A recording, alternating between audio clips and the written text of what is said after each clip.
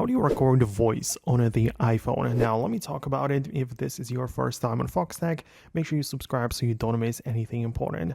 Well, the way to record a voice, the most common one at least, is to use the Voice Memos application. So it is a built-in app. If you deleted it by any chance, you can always just get it back from the App Store, but it's made by Apple.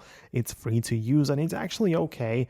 Like, you can of course just get inside. It's pretty simple in terms of the user interface. You just tap the right button and the recording begins. If you want to enhance it or be more professional with it, you can as well just connect a microphone through the Bluetooth or through the actual USB cable of the iPhone, and you can just use that and it will of course be recognized by the app, so the result is actually going to be a bit better.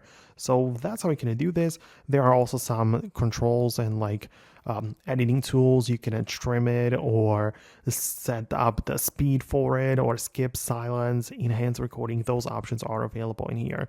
But even if you want more ways to edit this, I still think that the Voice Memos is a great app to capture the audio, because you can always just click on the three dots, tap share, and export it somewhere else. I can save it to my Files app, for example.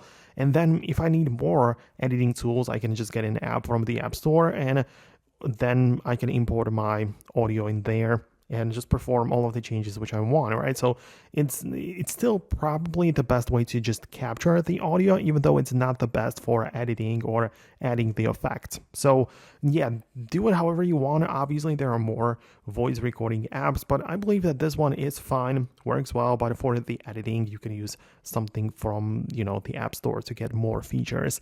But that would be about it from me. Let me know what you think below. Subscribe for more, and I'll talk to you in the upcoming videos as well.